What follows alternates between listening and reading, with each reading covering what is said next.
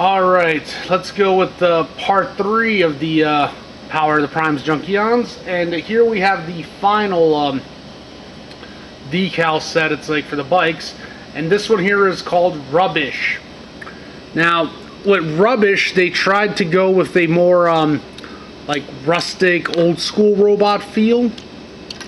So you'll notice a lot of old school bronze patterns around. And it's again, looks very neat because, you know, again, differentiate from the others too.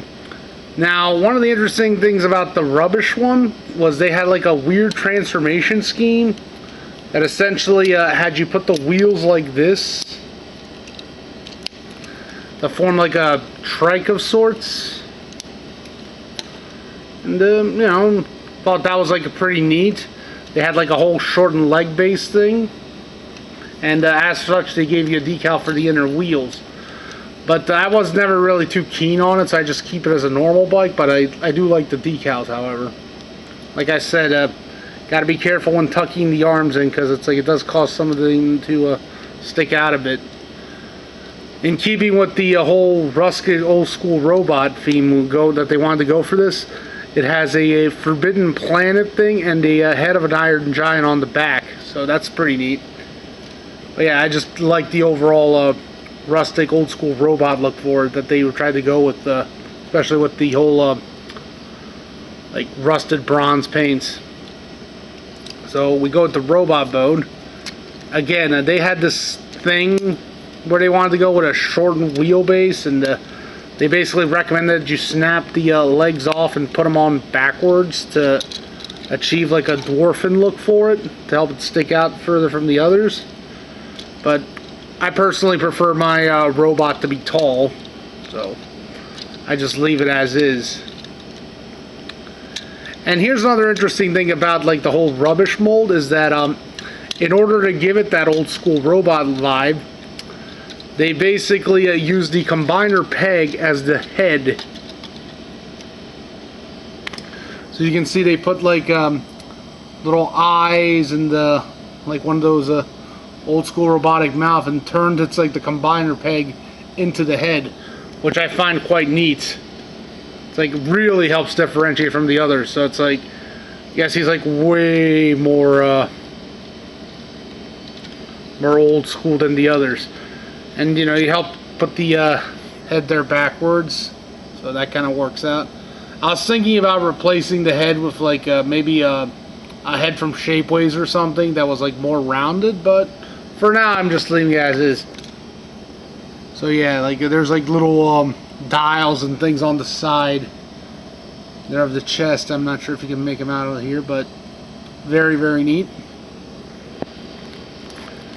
Yeah. And so again, well, gotta be careful there. Yeah, these guys haven't been in robot mode for a long time. They've usually just been combined. So here we have another one of these Shapeways guns, which again, I'll get into more detail later. And again, you got the fist, and you can plug in there on the side. And the original Junkion weapon. And one things you can do differently if you want, so you can actually use this piece and plug it down here on the kickstand, so you know, help differentiate it a little bit. If you'd like, you know, you have that option, and spin that around. Sort of a would-be melee weapon of sorts, like different from the others.